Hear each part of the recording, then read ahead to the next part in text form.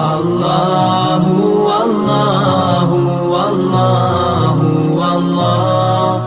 تمام تعریفیں اللہ تعالیٰ جل جلالہ کے لیے، درود و سلام نبی اکرم نور مجسم شفیع معظم احمد مجتبیٰ جناب حضرت محمد مصطفیٰ اعلیٰ تحیت و ثنا کی ذات والا صفات کے لیے حمد و صلات کے بعد، عزیز دوستو، بزرگوں اور بھائیوں،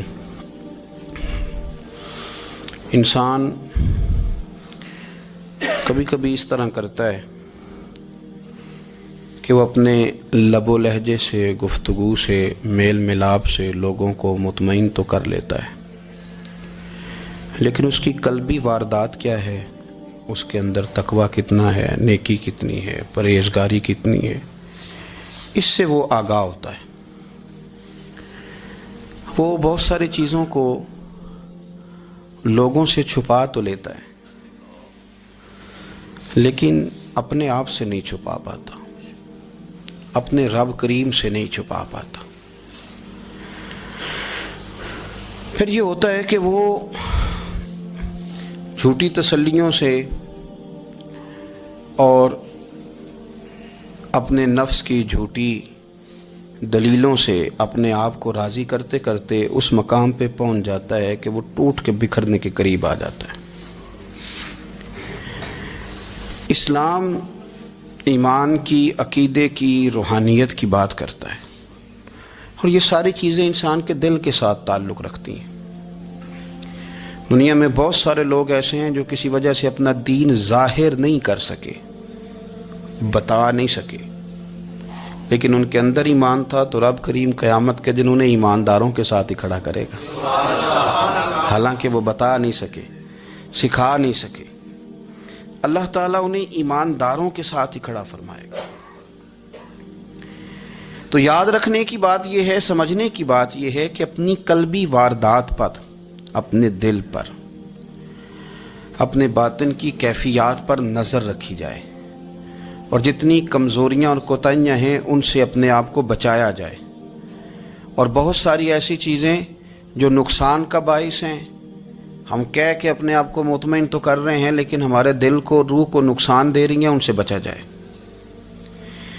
قرآن حکیم فرقان حمید نے ارشاد فرمایا، سورہ ملک کے اندر فرمایا، وَأَسِرُّوا قَوْلَكُمْ، تم کوئی بات چھپا کے کرو، اَوِجْهَرُوا بِهِ، یا اعلانیہ کرو۔ اگر سمجھنے کے لیے انسان کو کوئی چیز درکار ہو نا، تو میرا خیال ہے کہ یہ آیہ کریمہ کافی ہو جائے اس کے لیے۔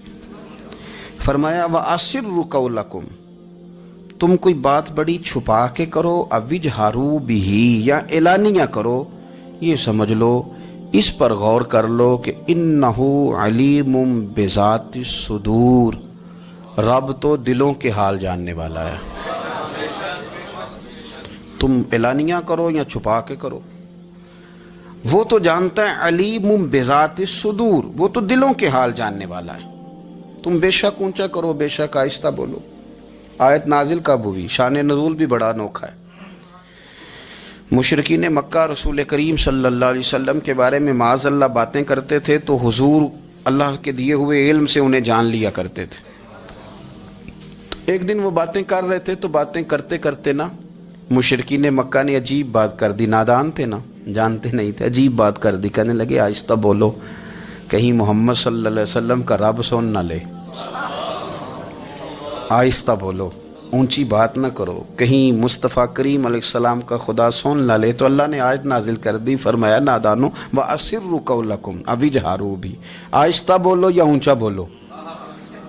اور شارحین نے، مفسرین نے لکھا ہے نہ بھی بولو، آہستہ بولو یا اونچا بولو، یا بے شک تم کوئی بات زبان سے ادا نہ بھی کرو، اِنَّهُ عَلِيمٌ بِذَاتِ الصُّدُورِ، رب تو تمہارے دلوں کے حال جاننے والا ہے، اسے تو پتہ ہے تم نے سینے میں کیا چھپایا ہے، حسد چھپایا ہے کہ رشک چھپایا ہے، عداوت چھپائی ہے کہ محبت چھپائی ہے، اسے تو پتہ ہے، اسے خبر ہے، اس لیے کہ وہ نظر ہی تمہارے دل پہ رکھتا ہے، اسے پتہ ہے تمہارے اندر کیا ہے۔ ہم لوگوں نے نا اپنی سارے معاملات دنیا داروں سے، لوگوں سے، یاروں سے، دوستوں سے وابستہ کر لیے، ہمیں تعریف بھی بندوں سے چاہیے، ہمیں اچھے ہونے کا جو ڈگری ہے وہ بھی بندوں سے چاہیے. ہم بندے بڑے نیک ہیں، یہ بھی لوگ کہیں تو پھر ہم مطمئن ہیں. ہم صحیح راستے پہ چل رہے ہیں، یہ سند بھی بندوں سے چاہیے. ہر بات پر اعتماد خلق، ہر وقت لوگوں پر ہی دھیان، لوگوں پر ہی توجہ، لوگوں کے معاملات ہی ڈسکس کرنا. بھئی یہ تو تیرے ذمہ ہی نہیں. تجھے تو کہا گیا ہے کہ وَمَن يَتَوَكَّلْ عَلَى اللَّهِ، تو اپنے رب کی ذات پر بھروسہ کر، فَهُوَ حَسْبُهُ، وہ تیرے لیے دنیا میں بھی کافی ہو جائے گا، آخرت میں بھی کافی ہو جائے گا. وہ تیرے لیے کافی ہے، تیرا رب رسول. تو اللہ رسول کی جانب توجہ کر. ہماری ساری معاملات بندوں کے ساتھ مطلب فلانے کو کیا مل رہا ہے، فلانا کدھر جا رہا ہے، فلانے کے پیسوں پہ میرا کتنا حق ہے، فلانا آگے نکل گیا، فلاں پیچھے رہ گیا، فلاں نے محبت سے نہیں دیکھا، فلاں نے یہ کر دیا. آپ ساتھ چھوڑیں، یہ تو ہر وقت تو ذکر آپ کو اللہ کا کرنا تھا. یا ایھا الذین آمنوا اذکروا اللہ ذکرا کثیرا وسبحوہ بکرۃ واسیلا. یہ جو آپ ہر وقت بندے کر رہے ہیں، یہ تو آپ کو حکم ہی نہیں ہے. آپ نے تو ہر وقت اللہ اللہ کرنی تھی. تو جو کام کرنے کا تھا وہ چھوڑ دیا، جو نہیں کرنا چاہیے تھا اس پہ بحث شروع کر دی. پھر دل کے اندر مد و جزر خراب ہوتے ہیں، قلبی واردات بگڑ جاتی ہے، حسد پیدا ہوتا ہے، انسان کو لالچ پیدا ہوتا ہے، انسان حریص ہو جاتا ہے، انسان لوگوں سے عداوتیں پال لیتا ہے. کبھی ایسا کام نہ کرے. شہد بڑا میٹھا ہوتا ہے. عرب کے اندر ایک درخت پایا جاتا تھا، ایلوا اس کو کہتے تھے. اس طرح ہمارے ہاں نیم نہیں ہوتی، کڑوا ترین اس کا ذائقہ ہوتا ہے. اور آپ کچھ دیر اس کو پانی میں ڈال دیں تو پانی بھی سارا کڑوا ہو جاتا ہے، چونکہ اس کے خمیر میں رب کریم نے کرواہٹ رکھی ہے. اور حکمت ہے، اس کرواہٹ کا بھی اپنی جگہ فائدہ ہے. لیکن حضور سید عالم صلی اللہ علیہ وسلم نے ایک مثال بیان فرمائی، اور وہ بڑی سمجھنے کی ہے. حضور مثالیں دیتے تھے تو کمال ہو جاتی تھی. بڑے سے بڑا ان پڑھ بندہ بھی اس کی روح تک بات اتر جاتی تھی. کریم محبوب علیہ السلام فرمانے لگے کہ اگر ایلوا درخت کے کچھ ٹکڑے شہد میں ڈال دیے جائیں نا تو شہد سے زیادہ میٹھی چیز کوئی نہیں ہوتی. تو حضور فرماتے ہیں کہ وہ ایلوا کا درخت جو ہے وہ شہد کو بھی بگاڑ دیتا ہے، اس میں کرواہٹ پیدا کر دیتا ہے. حالانکہ وہ بڑا میٹھا تھا، اپنی جگہ اس کی مٹھاس میں کوئی کسی قسم کی کمی نہیں تھی، لیکن وہ ایلوا کے درخت نے اسے بگاڑ دیا. اللہ کے محبوب فرماتے ہیں جس طرح ایلوا کا درخت شہد کو تباہ کر دیتا ہے نا، اس طرح حسد آدمی کے ایمان کو تباہ کر دیتا ہے. ایمان بڑی میٹھی چیز ہے، بڑی حسین چیز ہے، لیکن جب حسد آ گیا نا، حسد ہے کیا؟ حسد بندوں سے نہیں ہوتا، یہ سمجھ لیں.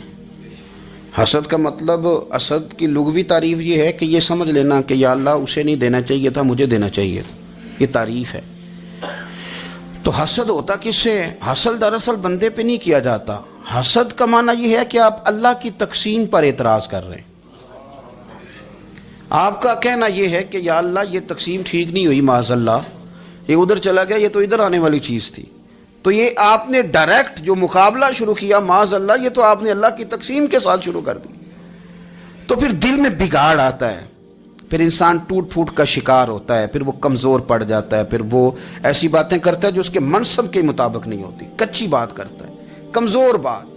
اللہ بہتر جانتے ہیں کون سی چیز اس نے کہاں رکھنی ہے. رب کی حکمت پر اور اس کی دی ہوئی توفیق پر راضی رہنا ایمان کا تقاضا ہے.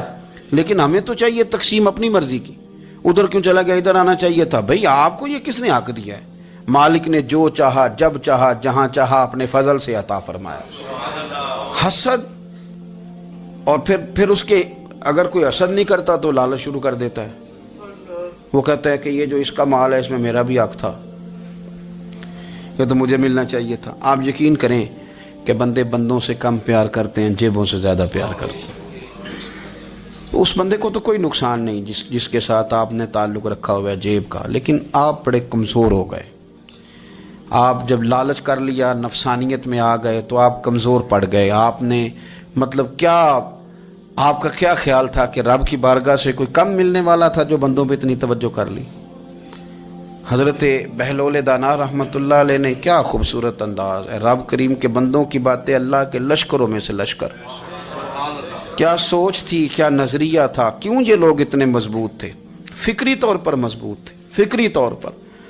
ہارون رشید حج کر کے واپس آ رہا ہے، حضرت بہلول دانا راستے میں بیٹھے ہیں، ملاقات ہو گئی، کہنے لگا حضور کوئی حکم ہو تو بتائیے گا۔ فرمانے لگے کوئی نہیں، تو جا اپنا کام کر۔ بادشاہ ہے یا کسی کو کارڈ مل جائے تو وہ لوگوں کو دکھاتا پھرتا ہے، وزیر صاحب نے خود دیا ہے۔ بادشاہ وقت خود کہہ رہا حضرت کوئی حکم ہو تو؟ فرمایا نہیں، اللہ خیر کرے گا۔ تو کہنے لگا حضور میں نے سنا ہے آپ مقروض ہیں، تو بتا ہی دیتے۔ تو آپ مسکرا کے فرمانے لگے تیرا کیا خیال ہے بھلا؟ کہنے لگے حضور کس بابت؟ فرمانے لگے تیرا کیا خیال ہے کہ اللہ ہارون رشید کو دے گا اور بہلول دانا کو بھول جائے گا؟ تیرا کیا خیال ہے؟ رب کریم ہارون رشید کو تو دیتا جائے گا اور بہلول دانا کو بھول جائے گا؟ بادشاہ کہتا ہے کہ میں چکرا ہی گیا کہ بھلا اس سوال کا کیا جواب ہے؟ تو میں نے کہا حضور رب تو بھولنے سے پاک ہے، وہ تو کسی کو نہیں بھولتا، اسے نہ اونگ آتی ہے نہ نیند آتی ہے۔ تو فرمانے لگے جا پھر اپنا کام کر، جب مناسب سمجھے گا تو بہلول کو بھی قرضے سے نجات عطا کاری دے گا۔ تو جا اپنی ڈیوٹی کر، وہ جب چاہے گا نا تو میرے قرضے دور۔ تو کیا سمجھتا ہے کہ تجھے یاد رکھے گا مجھے بھول جائے گا؟ یہ کیسے ہو سکتا ہے؟ اور یار ادھر دیکھ میری بات سن، او بھائی وہ تیرا میرا رب ہے، یہ ہو سکتا ہے کہ امیروں کو دے دے اور تیرے جیسے میرے جیسے غریبوں کو وہ بھول جائے؟ یہ ہو سکتا ہے؟ تو کیوں لوگوں کی جیبوں پہ توجہ، لوگوں کی جیبوں پہ نظریں، فلانے کے پاس آ گیا تو میں رہ گیا، مطلب کس لیے؟ ہمارا رب کسی کو بھولتا نہیں ہے، کسی شخص کو وہ میرا مالک اپنے فضل سے نظر انداز نہیں کرتا، وہ سب کو نوازتا ہے، لیکن اس کی حکمت کے تقاضوں کا انتظار کرنا مسلمان کی شان ہے۔ کبھی کسی حسد میں کبھی کرنا ہو تو رشک کریں، مزہ آئے گا۔ اور یہ رشک کرنے کا نا، رشک کا معنی کیا ہے؟ حسد کا معنی یا اللہ اسے نہیں دینا چاہیے تھا، مجھے دینا چاہیے تھا، اور رشک کا معنی یا اللہ تو نے دیا ہے، کیا بات ہے، اسے دیا تو کیا بات، اگر تو نے دیا تو مالک جچا بھی ہے، اگر تو نے دیا ہے تو نظر بھی آیا ہے، اگر تو نے دیا ہے تو پھر کیا بات ہے، کمال ہو گئی، وہ نظر آ رہا ہے۔ اور یا اللہ اسے دیا ہے تو میں بھی تیرا بندہ ہوں، اسے بھی اور دے اور مجھے بھی عطا فرما۔ یہ رشک ہے۔ رشک کا نا حضور نے حکم دیا ہے، نبی پاک نے رشک کا۔ ہمارا یہ مسئلہ ہے کہ ہم نا جو کرنے والا کام ہے وہ نہیں کرتے، رشک کریں۔ بخاری مسلم میں حدیث ہے، نبی پاک صلی اللہ علیہ وسلم نے فرمایا دو بندوں پر رشک کرو۔ کہو کیا بات؟ رشک کرو دو بندوں۔ یا رسول اللہ کون کون سے؟ فرمایا ایک وہ مالدار جسے اللہ دولت دے اور وہ صبح بھی رب کے رستے میں خیرات کرے اور شام بھی رب کے رستے میں خیرات کرے، یہ قابل رشک ہے۔ کہو تیری کیا بات ہے بھائی، کیا تجھے اللہ نے نوازا ہے، اور اس پر رشک کرو، کو یا اللہ اسے اور دے تاکہ یہ تیرے بندوں پہ اور اثار کرے اور تیرے بندوں پہ سخاوت کرے، اور اللہ اس کے تفعیل تصدق ہمیں بھی عطا فرما۔ اور حضور فرماتے ہیں ایک مالدار پر جو صبح و شام سخاوت کرے، اور ایک اس عالم پر جسے اللہ قرآن کا علم دے، وہ صبح بھی لوگوں کو قرآن مجید کے ترجمے، تفسیریں، قرآن کے درس سکھائے، اور شام بھی لوگوں کو قرآن مجید کے درس عطا فرمائے۔ اس پر رشک کرو، کہو کیا بات ہے یار تیری، تجھے اللہ نے کتنا نوازا۔ قابل رشک لوگوں پر رشک کرو، ان کی تعریف کرو، ان کے لیے اچھے کلمات ادا کرو۔ معاشرے میں حسد پرموٹ ہوا ہے، اگر کبھی رشک پرموٹ ہوتا نا تو عزتیں بڑھ جاتی، محبتیں بڑھ جاتی، خلوص میں اضافہ ہوتا، لوگ ایک دوسرے کے قریب آتے۔ ہم نے کسی فضیلت والے کی فضیلت کو تسلیم کرنے سے انکار کر دیا، ہم نے کسی بڑائی والے کی بڑائی کو تسلیم کرنے سے انکار کر دیا، ہم نے حسد کیا، ہم نے لالچ کیا، ہم حریص ہوئے۔ اس کا نقصان یہ ہوا کہ لوگ ایک دوسرے کے پاس رہتے ہوئے پاس نہیں رہتے، ایک دوسرے کے ساتھ وقت گزار رہے ہوتے ہیں لیکن ان کے بارے میں رویے ان کے سخت ہوتے ہیں، لب و لہجہ تلخ ہوتا ہے، جب وہ کسی کے بارے میں بے لاگ تبصرہ پوچھا جائے تو غلط باتیں کریں۔ رشک کریں، دیکھیں نا حضرت ابو بکر صدیق رضی اللہ، حضرت عمر فاروق رضی اللہ، ساری زندگی دوڑ لگی رہی۔ حضرت عمر کہتے میں نے ساری زندگی دوڑ لگائی ہے کہ ابو بکر سے آگے گزر گئے، لیکن یہ دوڑ حسد والی نہیں، یہ رشک والی۔